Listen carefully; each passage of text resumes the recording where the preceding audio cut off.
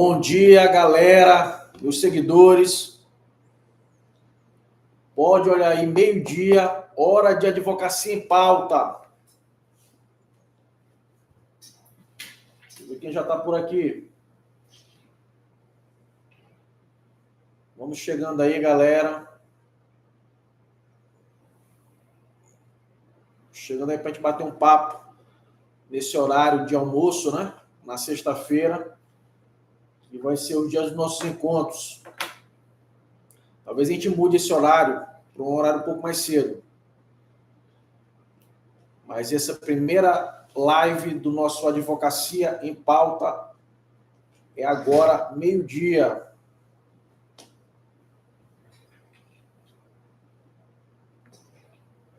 Vamos aguardar um pouquinho o pessoal chegando para a gente poder começar a falar.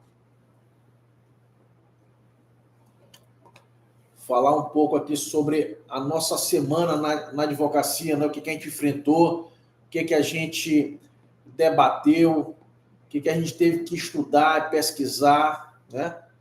Falar um pouco da advocacia real, gente. É isso que é a intenção nossa aqui, tá? Guardar mais um pouquinho para ver se o pessoal chegando. Tudo bom? Carlos Alexandre. Professora Conceição. Ah, Conceição foi minha aluna. Tudo bom, Conceição? Tranquilo? Conceição já concluiu o curso lá da faculdade, já, de Direito? Ou não? Não lembro agora a turma dela. Valeu, Carlos. Já a gente começa, né? Vou falar sobre um caso que nós enfrentamos aqui no escritório essa semana, né? Ah, tá no período, né, Conceição? Tá terminando. Tá concluindo já. Aí vai ser outra batalha. Ah, com certeza, o resultado vai ser positivo. Ser uma excelente aluna, com certeza vai ter aprovação aí nessa OAB. O Pedro também chegou aqui, o Pedro também foi meu aluno. Deixa eu guardar mais um tempinho aqui, deixa eu dar 12h05 para a gente começar, tá? Minha conversa aqui com vocês, aqui com meus seguidores, para a gente falar aqui da advocacia, né? Falar para aqueles que têm interesse em exercer essa atividade, né? Essa atividade profissional, falar como é a advocacia real, né? E não essa advocacia aí que ficam falando nas redes sociais, né? De só coisas maravilhosas, né? Faturamentos altíssimos, né? Com aquele glamour da advocacia. A gente vai fazer um contraponto, né? Vamos mostrar a advocacia realmente como ela é de verdade. Sem tanto glamour como é apresentado aí nas redes sociais.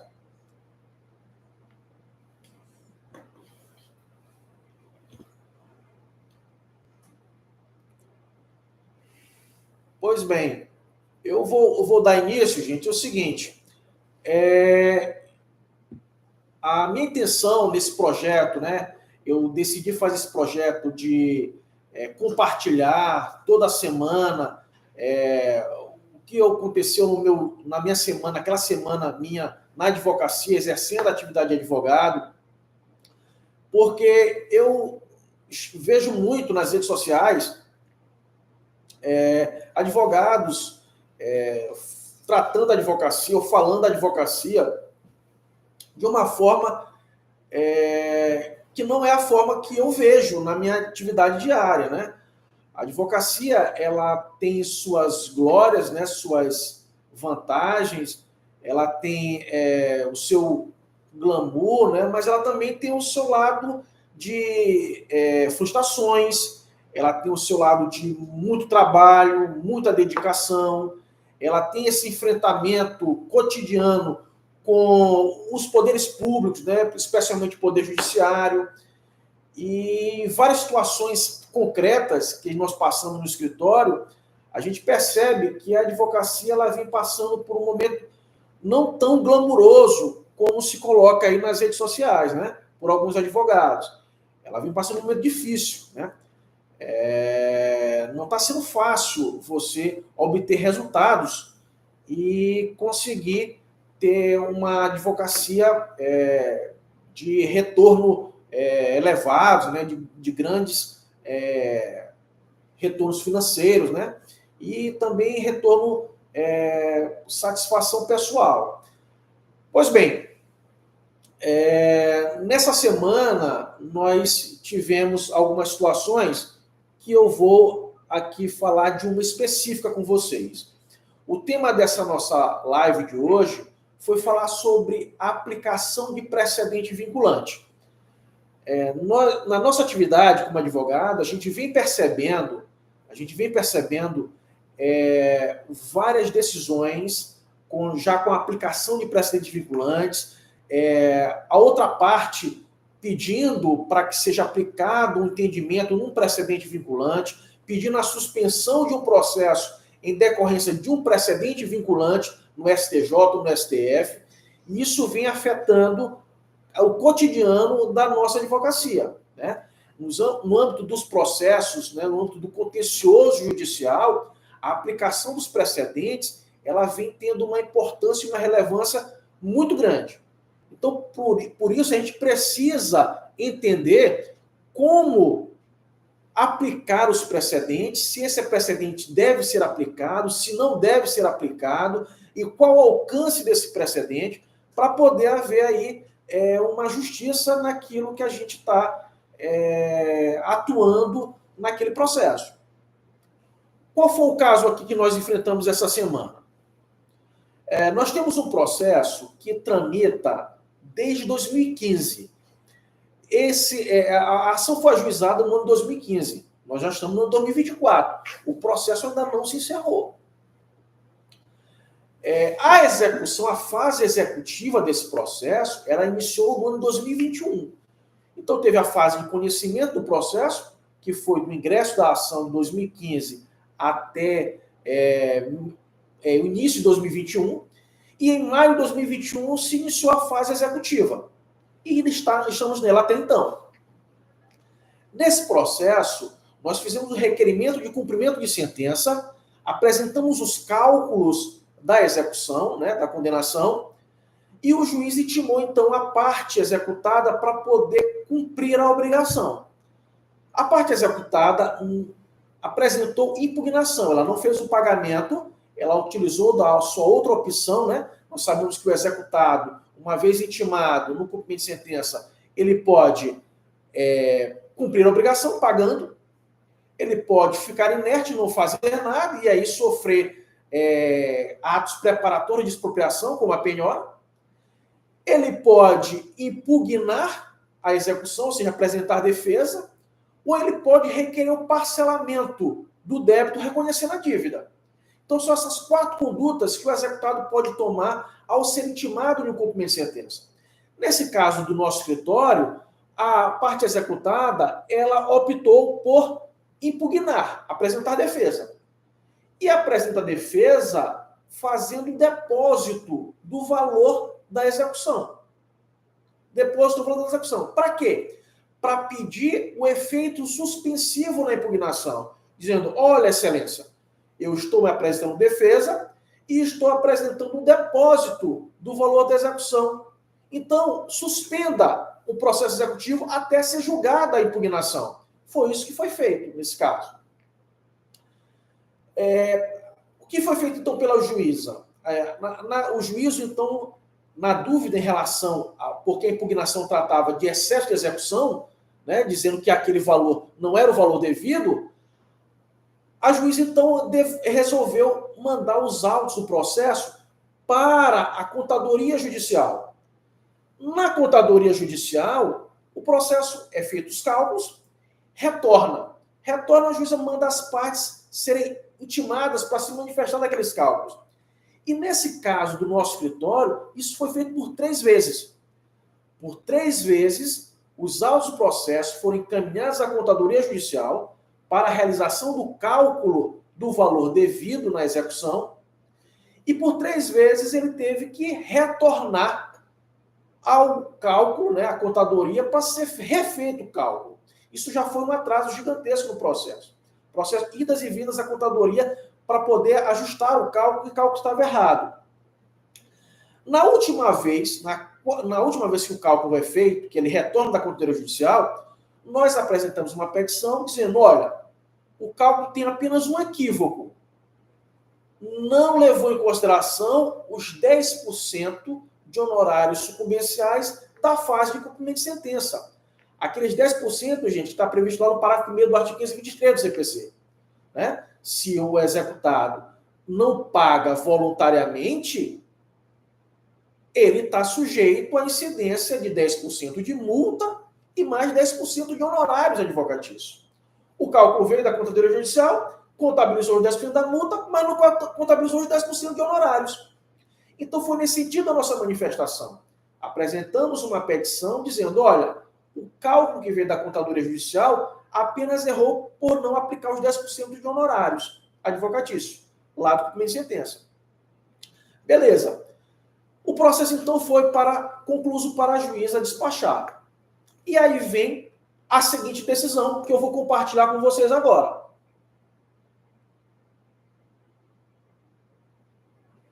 Essa é a decisão que veio aí nesse processo depois da nossa petição, da nossa manifestação. Eu vou ler para vocês rapidamente. Diz o seguinte, na nossa petição a gente pede também, esqueci de falar, a aplicação do tema 677 do STJ. É um tema repetitivo, 677 do STJ. O que diz esse repetitivo 677 do STJ? Na sua redação atual. Ele diz o seguinte, ele diz que, na execução, o depósito efetuado a título de garantia do juízo ou decorrente de penhora de ativos financeiros não isenta o devedor do pagamento dos consecutários da sua mora. Ou seja, fez o depósito para garantir o juízo na impugnação, isso não é pagamento. Isso não configura pagamento. É apenas um artifício para obter o efeito suspensivo na impugnação e paralisar a execução. Então, isso não é pagamento. Se não é pagamento, os consectários da mora, eles devem permanecer, devem ser contabilizados. Ou seja, atualização monetária e juros. E aí continua o tema 677 do STJ dizendo o seguinte, conforme previsto no título executivo, devendo-se quando da efetiva entrega do dinheiro ao credor, deduzido o montante final devido, o saldo da conta judicial. Então, esse tema 677 do STJ, ele trata disso. O que ele trata? Ele trata da atualização, né, da incidência dos consectários legais, atualização monetária e juros de mora, sobre aquele valor que está depositado em uma execução ou em uma fase executiva em um processo judicial. E diz então que, se o depósito foi feito somente a título de garantia do juízo para obter o efeito suspensivo na impugnação, esse valor que está contido no título executivo deverá ser atualizado. Deverá haver correção monetária e juros até o efetivo pagamento. Então foi isso que se pediu nessa petição. Se pediu para haver a aplicação dos consectários legais. Haja vista que o depósito feito pela parte executada foi somente a título de garantia do juízo e não se trataria de um pagamento. Contudo, veio essa decisão do juízo, né? Dizendo o seguinte, olha, essa nova redação, vou ler para vocês o que está aqui na tela. Essa nova forma de cálculo atendeu o pedido da parte exequente de aplicação do tema repetitivo 677 do STJ, cuja tese firmada é a seguinte, eu já li para vocês ainda há pouco essa tese, tá? É a nova redação do repetitivo 677 do STJ. Aí continua dizendo a decisão. O entendimento anterior era de que, na fase de execução, o depósito judicial do montante integral ou parcial da condenação extingue a obrigação do devedor nos limites da quantia depositada. Então, esse tema 677, ele recentemente, em 2022, né, mais precisamente em outubro de 2022, foi dado a ele uma nova redação. Uma nova redação. E essa nova redação foi apenas para esclarecer quando o depósito realizado pelo exequente não tem o sentido de efetuar o pagamento da dívida, mas sim de garantir o juízo. É apenas um esclarecimento desse tema, desse repetitivo. Tá? E aí continua a decisão dizendo o seguinte: tal entendimento foi revisado, tal entendimento foi revisado a partir do julgamento do RESP, esse é o recurso especial repetitivo, 1.820.963 de São Paulo. Sendo certo que a nova tese, né? Aí a juíza disse que foi uma nova tese. Na verdade, não foi uma nova tese. Foi apenas um esclarecimento da tese anterior. Por que eu digo isso? Daqui a pouco eu vou colocar para vocês o vídeo da sessão de julgamento que julgou esse recurso repetitivo. E isso é dito pela própria ministra relatora, a ministra Nancy Andrighi. Então, continua a decisão. O entendimento anterior era de que, na fase de execução, o depósito judicial do montante integral parcial da condenação extingue a obrigação do devedor, os limites da quantia depositada. Ela diz, isso está na decisão judicial. Tal entendimento foi revisado a partir do julgamento do RESP, 1.820.963 de São Paulo, sendo certo que a nova tese, acabei de dizer para vocês que não é uma nova tese, é apenas um esclarecimento da tese já em vigor, foi inicialmente publicada em julgamento feito em 19 de outubro de 2022, sendo certo que ainda não houve trânsito em julgado quanto à fixação do tema, conforme se infere na página de acompanhamento do STJ, página, ali, ela faz a referência à página. Aqui que está o ponto fulcral dessa decisão, que eu estou querendo debater com vocês.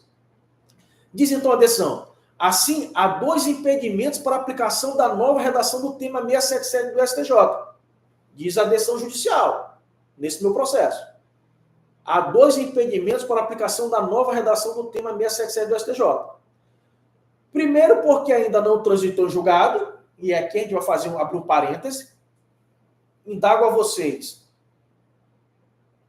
A tese que consta no acórdão paradigma que julga um recurso repetitivo, ela só vai ser aplicada após o trânsito em julgado?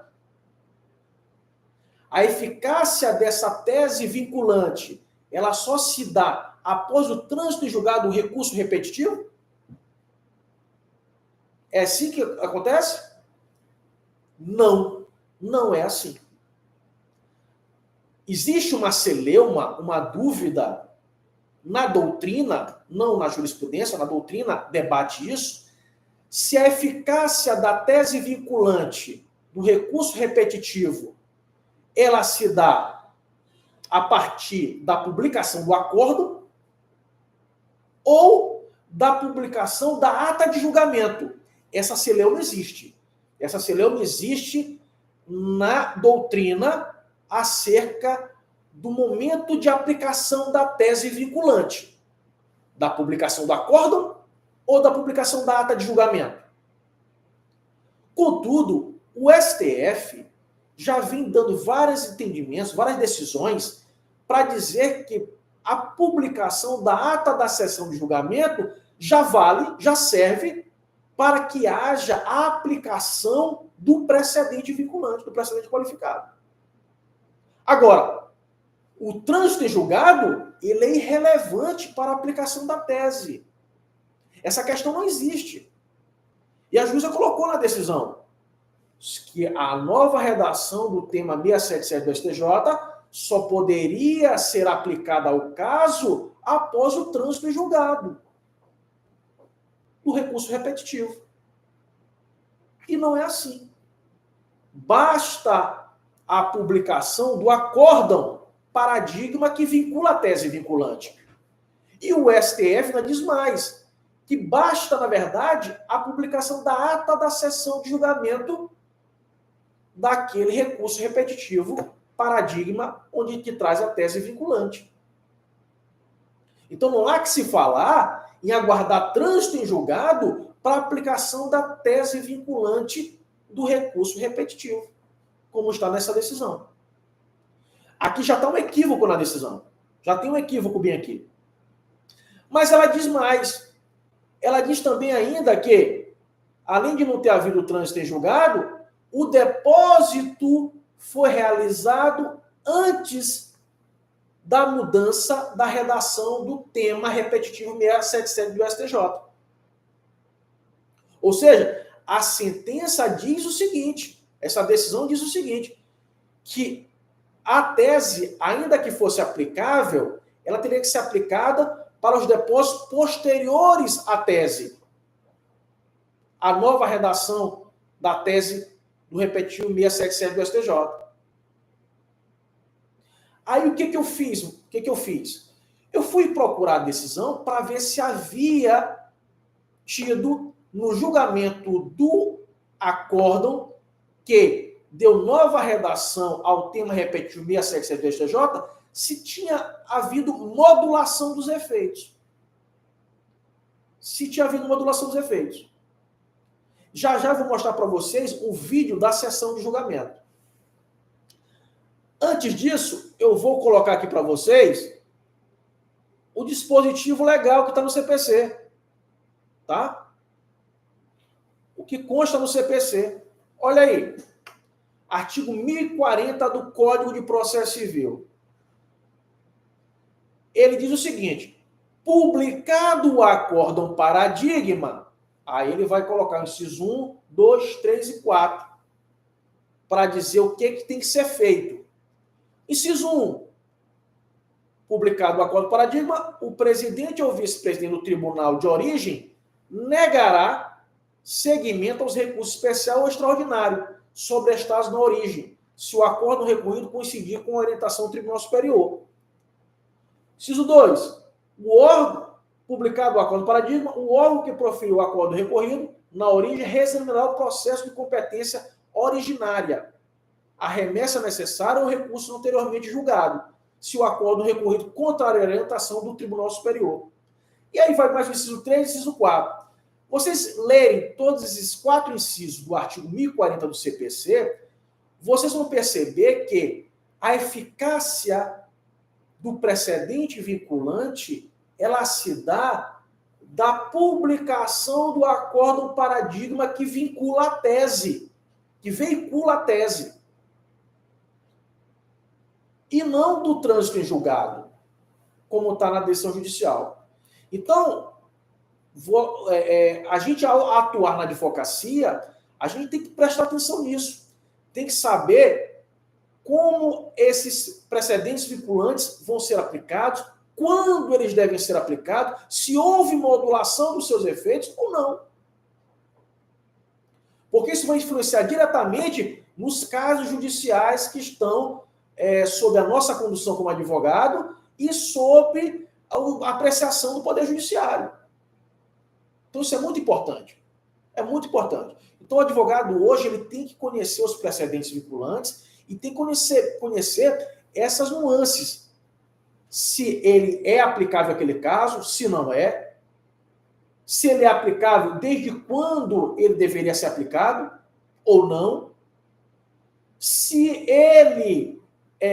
houve modulação de efeitos ou se não houve modulação de efeitos. E se houve modulação de efeitos, como esses efeitos foram modulados, a partir de que momento. Então isso tudo o advogado deve saber. A gente, quando vai estudar o direito, né, existem aqueles verbetes, né, aqueles brocados jurídicos, né, dizendo que o juiz conhece do direito, né, iura novit curia, né, ou dá os fatos ao juiz que ele te dá o direito, né. Só que, doutores, o advogado ele deve conhecer os autos do processo, como ninguém. O juiz não pode conhecer os autos do processo mais do que o advogado, promotor, nem ninguém pode conhecer os autos do processo mais do que o advogado. O advogado tem que conhecer os autos do processo como ninguém naquela relação processual. Além disso, não é entregar ao juiz e aguardar dele a aplicação adequada e correta do direito. Você já tem que indicar para o julgador como é que deve ser aplicado o direito naquele caso. Então, existe do advogado toda essa bagagem, né, de conhecimento dos fatos, do histórico processual e também do arcabouço jurídico que vai ser aplicado naquele caso. Pois bem, Então, eu disse para vocês até agora que a decisão, nesse caso daqui do nosso escritório, ela errou 2 vezes.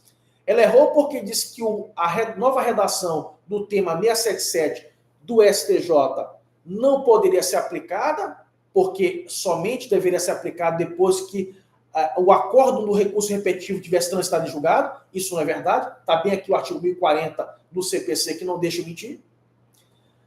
E também ela acabou por modular um efeito que não consta no acórdão. Ela disse, olha, ainda que pudesse ser aplicável essa nova redação do tema 677 do STJ, não poderia aplicar porque o depósito foi feito anterior à publicação do acórdão. E aí nós vamos ver agora num vídeo, né, em 2 vídeos, da sessão de julgamento que julgou esse recurso repetitivo e que deu nova redação ao tema 677 do STJ, para a gente saber se houve ou não houve modulação dos efeitos da decisão. Vou compartilhar com vocês agora o primeiro vídeo. Escutem. Obrigada, senhor presidente. Isso é a ministra relatora, a ministra Sandrinho. Em primeiro lugar, presidente, quero parabenizar o ministro Lobby, que conseguiu, com tanta percussiência, resumir toda uma discussão que se arrasta aqui na Corte Especial. Eu não posso discordar de Sua Excelência quanto à modulação, mas eu queria fazer, ministro Lobby, uma ponderação. Na verdade, nós não estamos alterando o tema 677.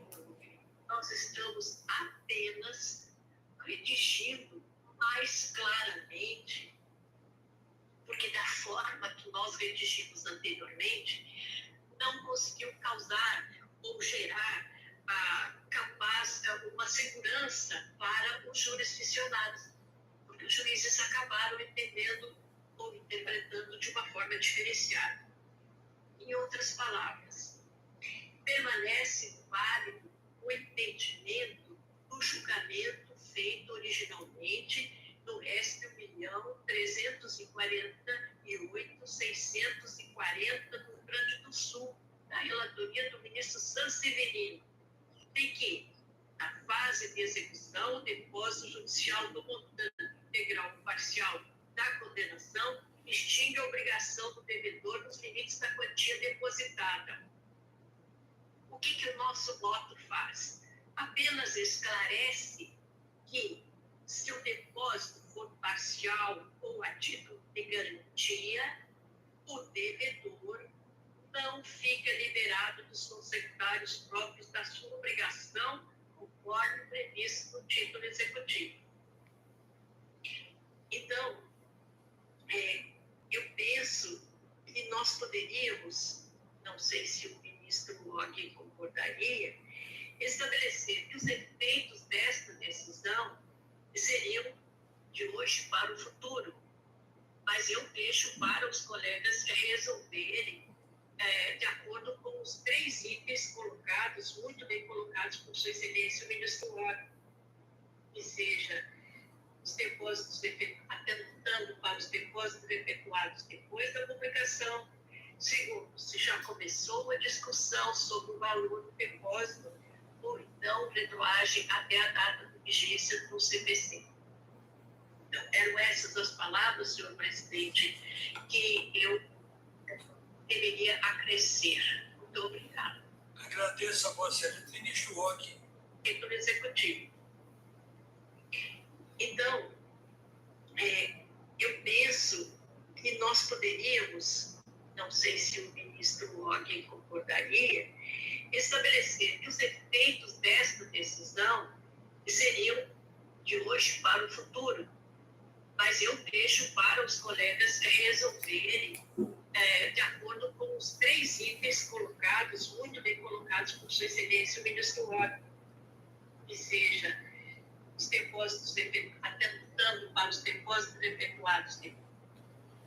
Então, vocês viram aí, nesse primeiro vídeo que eu coloquei da sessão de julgamento, que A ministra relatora, a ministra Nancy Andrighi, ela diz o seguinte, olha, nós apenas estamos esclarecendo a tese fixada no tema repetitivo 677 do STJ, dizendo o seguinte, olha, os depósitos parciais e a título de garantia do juízo para concessão de efeito suspensivo de impugnação não excluem os consectários legais a serem aplicados ao débito. Certo? Então ela diz que apenas há um esclarecimento. E aí ela rebate a proposição do ministro Og Fernandes, que diz o seguinte, que ele queria modular, ele traz 13 possibilidades de modulação do tema repetitivo, do acórdão que veicula o tema repetitivo. E aí ela diz, olha, a corte decide se vai modular ou não, né? Mas ela disse que não haveria necessidade porque era apenas um esclarecimento da tese que já valia, certo? Beleza? E eu vou colocar agora o segundo vídeo, que é justamente a decisão da Corte Especial do STJ, a respeito da modulação ou não dos efeitos dessa nova redação dada ao tema 677 do STJ. Só abrindo parênteses aqui, para quem está chegando agora na live, né? Para quem está chegando agora na live, a gente está fazendo um estudo de caso de uma situação em que houve a aplicação inadequada de um precedente vinculante, que é o tema repetitivo 677 do STJ. Esse precedente vinculante, ele trata da aplicação de correção monetária e juros de mora quando é feito um depósito pelo executado, mas que esse depósito não satisfaz a obrigação porque ele é parcial ou porque esse depósito é apenas para garantir o juízo para efeito de pedir efeito suspensivo numa impugnação. Tá certo? Vou colocar agora o segundo vídeo dessa sessão de julgamento para vocês constatarem se houve ou não modulação de efeitos. Por que eu digo isso? Porque quando a decisão judicial no meu processo aqui do escritório, que a juíza disse que não poderia aplicar o tema repetitivo porque aquele depósito ocorreu antes da publicação do acórdão, eu achei estranho. Então, o que eu fiz? Eu fui para o YouTube e coloquei a data da sessão de julgamento. Então, gente, agora, no nosso exercício da advocacia, a gente tem a possibilidade de assistir os julgamentos pelo YouTube. Eu faço muito isso. Eu tenho o hábito de assistir às sessões. Quando eu não assisto de forma em tempo real, né? No dia que ocorreu a sessão, eu assisto posteriormente pelo YouTube. Então eu fui até ao YouTube, coloquei a data da sessão de julgamento que julgou esse recurso repetitivo para verificar se houve ou não modulação de efeitos. E aí que está a resposta. Eu vou colocar agora um outro vídeo em que é feita a apreciação dessa parte do acordo, se iria ou não modular os efeitos do recurso repetitivo.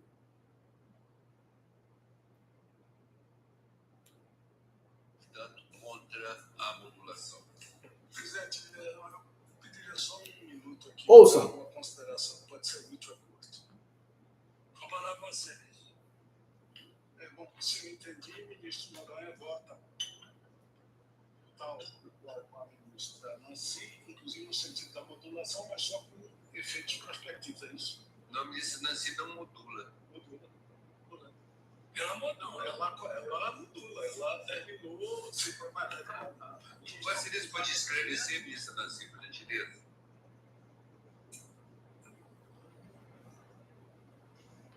Eu esclareço. O que eu respondi ao estimado ministro Og foi o seguinte: eu seguirei o que a maioria da Corte disser.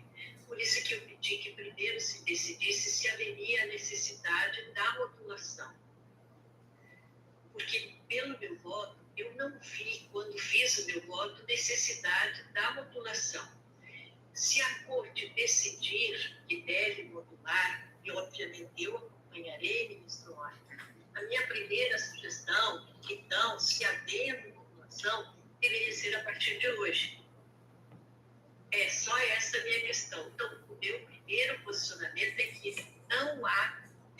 necessidade de modular. Eu acho que Então, veja, a relatora não modula os efeitos da decisão. eu reafirmo meu voto no mesmo sentido. Não há necessidade de... Ministra Laurita, não há necessidade de modular. Ministra Nancy, não há necessidade de modular. Até agora, nesse sentido. Certo, ministra Nancy? Ministra Maria Tereza de Assis Moura. Senhor presidente,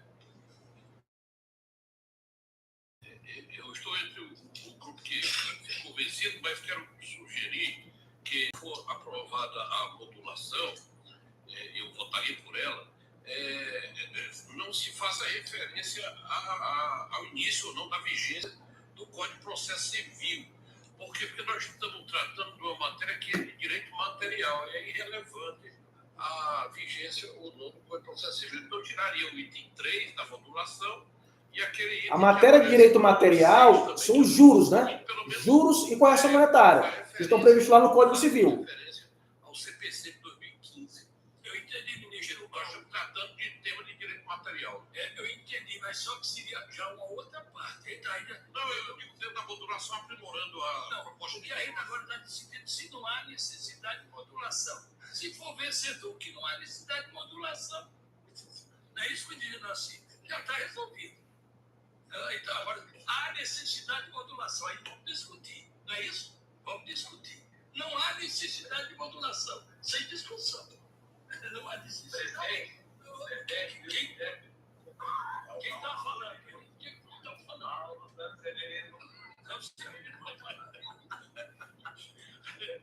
Presidente, apenas uma observação. A deliberação a respeito da modulação ou não modulação é uma nova etapa do julgamento que todos participam. Então, consequentemente, não é só apenas os votos vencedores é que devem deliberar. Mas aí foi o que disse a Maria Tereza. Se disser que vai modular, aí vai participar de todos. Mas vamos ficar na primeira parte aí. Não há necessidade de modular pelo que eu estou sentindo. Se não há, quem encerrou o julgamento. E vai encerrar de acordo com o voto com a maioria da ministra Nancy Andrighi. Então, ministro Maria Tereza de Assis Moura. Presidente, Como voto com excelência. ser bem breve, eu acompanho a ministra Nancy, não havendo necessidade de modulação. Não há necessidade. Ministro Hermes Benjamin. Só na parte se não há necessidade ou se há necessidade de modulação. Só esse é o ponto. Se há ou se não há. Um é sim, o outro é não. Então, Vossa Excelência, há necessidade de modulação?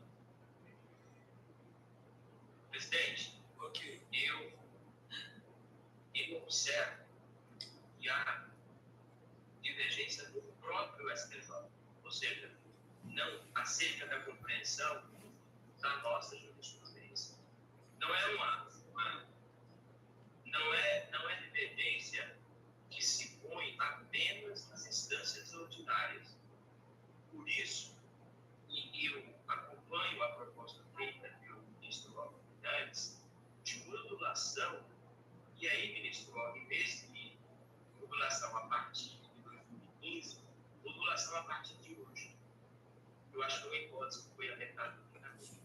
Então, eu voto nessa linha, presidente. Vossa Excelência vota divergindo que há necessidade de modulação, como votou o ministro.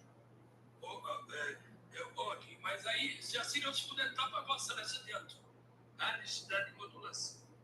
Ministro Og Fernandes, há necessidade de modulação. É isso? Vossa Excelência diz que está aberto, mas mantém o seu entendimento. Não, eu mudei e se essa posição for prevalecente aqui, gostaria de fazer muita consideração sobre os dois modelos, eu e a ministra Nancy.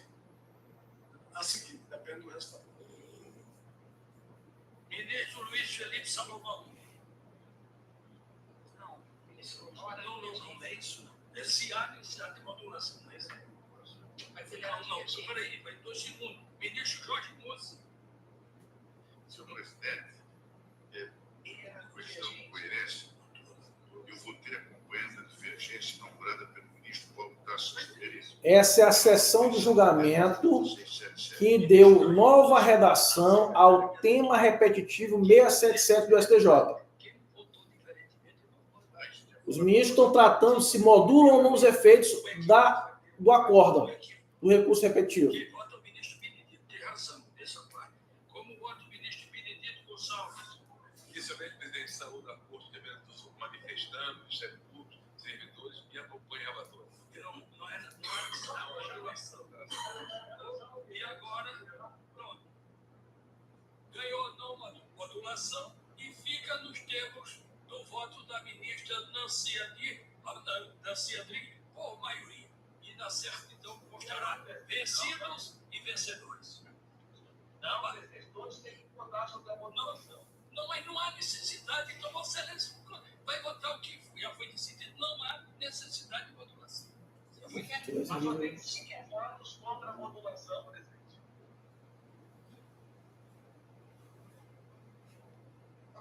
A câmera mudou de lado. Tá aqui, voltou. Beleza, gente. Então é isso aí. Então vocês viram que o STJ julgou o repetitivo, mas não modulou os efeitos. E o que significa?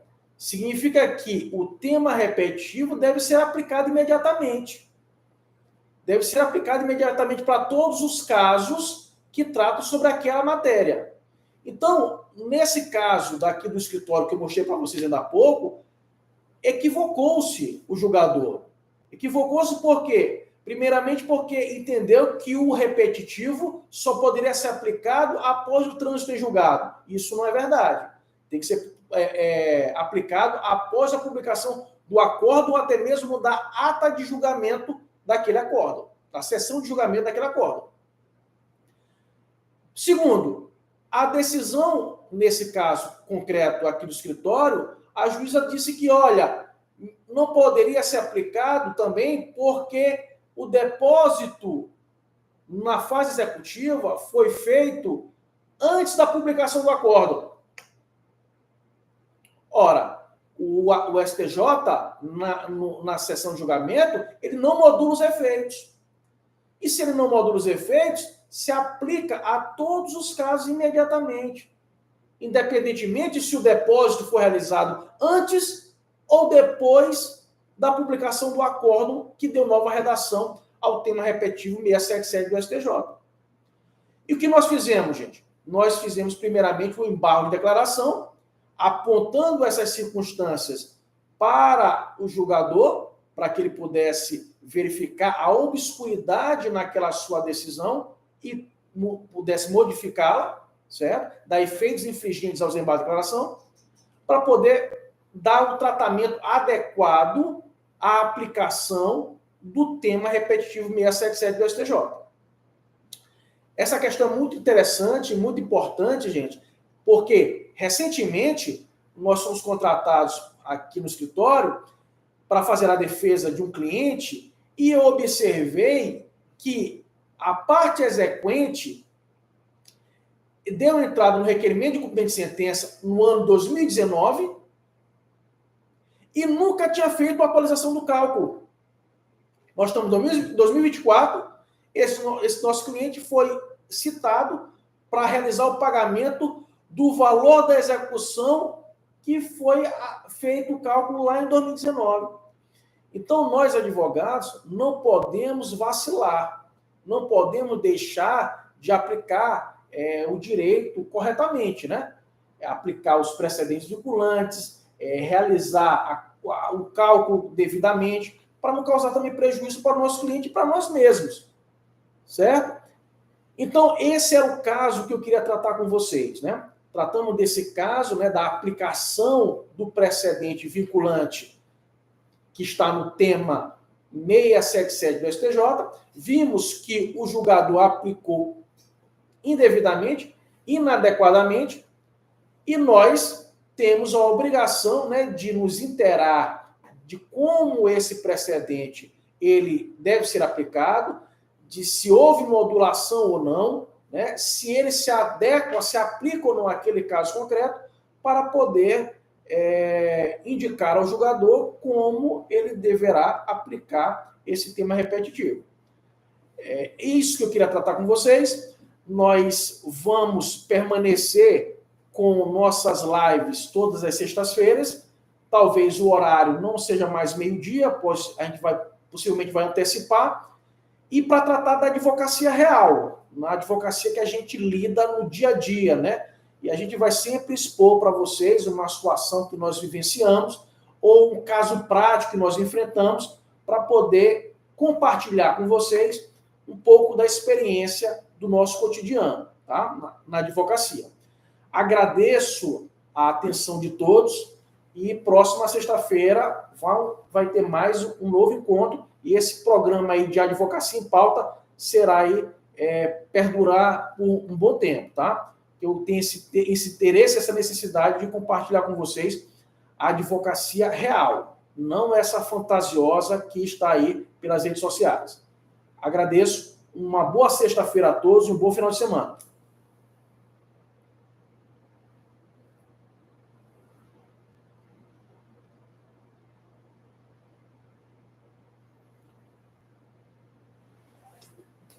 Eu não estava sabendo, Eric.